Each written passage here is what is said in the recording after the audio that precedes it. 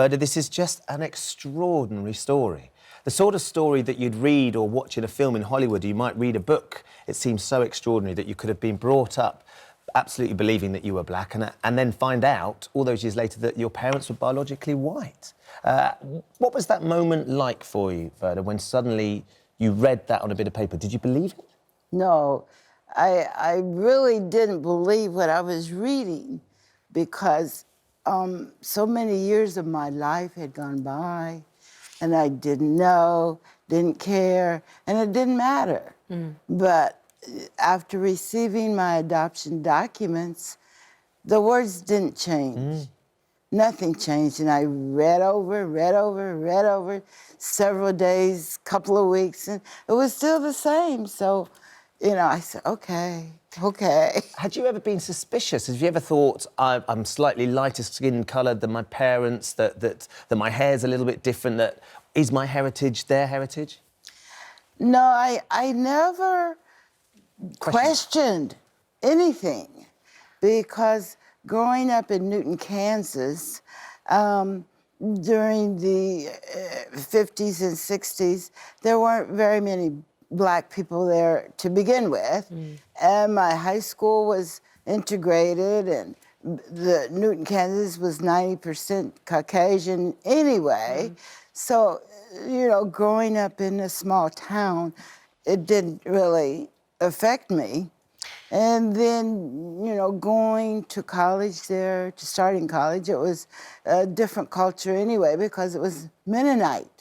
And, you know, the Mennonites were basically German people and, you know, it was 50s and 60s. Do you feel your life would have been different if you had been brought up knowing that you were white? I can't really say that it would have been different. Do you think you suffered racism? No, growing up I as an never did. African-American? I don't feel like I ever did because of my skin color. And maybe that has a lot to do with the skin tone, the skin color. Because you're quite light-skinned, Yes, you thought, right? yes. So it never really affected me till I went to my husband's hometown one time and we went to a restaurant and they said, oh, we'll put you on the second floor. Second floor, they didn't have any second floor at Denny's. What did that mean? At Denny's during that time, Denny's restaurant was having segregation and they were having problems. So it was a diner that we don't know, but it's a big chain in America, still exists now, and they wanted to put you upstairs because they just said you're black, so you can't sit downstairs. Right, we were first in line and they kept seating other people behind us first. And then finally they said, okay, but we need to see your ID. And what year was this? What year was that, Ron? That was, Was that in the 60s, 70s? No, the 70s. In the 70s? So that was the first time that you experienced direct discrimination? Yes. Wow. And I didn't accept it, you know. There was no second floor at Denny's restaurant. They were talking about second floor in the jailhouse. Amazing. And our military IDs, they kind of looked at that and said, oh, okay. So, Trancle, here you have your wife, a woman that you've loved and you've been with for many, many years, who you've always assumed was black, had black heritage, and then suddenly she finds out and discovers that she's white. I think Verda says you went to bed with a black woman and woke up with a white woman. That was what she said. How did you feel about all this? It didn't change my mind because I just take her for what she is. It's just Verda. Verda is Verda, whether she was white, black, or whatever. Did a few things sort of slip into place, though? Did you kind of go, well, maybe that's why you've got such pale skin, or maybe that's why your hair is slightly different texture? Before I met her, 40 years, we were in a different apartment complex, and at that time, I thought she was white. And Did then, you? Yeah, but then she convinced me, no, that she was black. I'm black. Verda, what do you feel in yourself? 70 years, was it, that you... It's not the physical feeling, it's a mental thing. Yes. How do I accept what the words on this paper are saying? mentally, it's an acceptance of what you are and what you didn't know you were. But it hasn't changed me because I still love me. Of course, and absolutely, you should absolutely love yourself. Yes. But I just wonder whether you identify now as a white woman or you No. identify as the black woman that you grew up as. I identify now basically as whatever you want me to be. If you want me What do to you be want what? to be? It doesn't matter. No. It Has doesn't matter. she changed at all, Trancle, since she's found this discovery?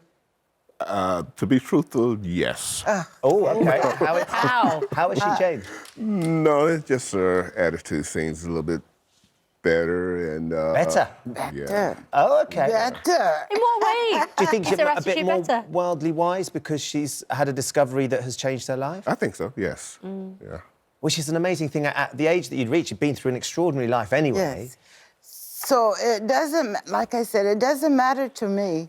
If you want me to be white, well, I have that birth certificate. If you want me to be black, well, I have another one. If you want me to be my original birth name, I can be that too. I can be whatever you want me to be. I'm comfortable. And when you look at photographs of your birth parents, do you see yourself in them?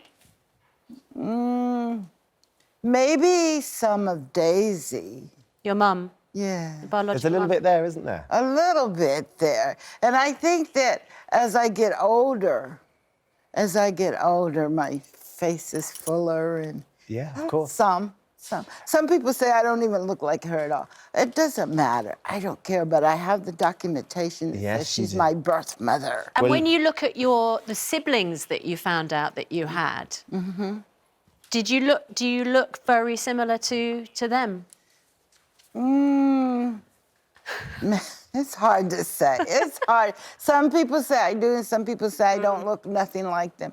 But it doesn't matter to me if I do or if I don't, because I know I'm still your sister. I was Yeah. born your sister, and I Yes. will always be your sister. Whether it's good or bad, it doesn't matter. Well, look, it's really, really fascinating. You've written a story, 70 Years of Blackness, which is your autobiography, which would be a compelling tale, undoubtedly.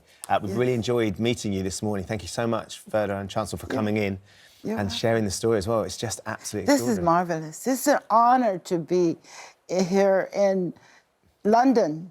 What are you going to do? When I leave here, we're going back to the airport. We've been here 3 days. Oh, already. okay. Have you had a chance to have a look round, though? Have you seen a few of the sights? We Yes, took a did. tour bus. And, Took a tour bus. yeah. And do you have a favourite site that you've seen? Trancle, what would you say?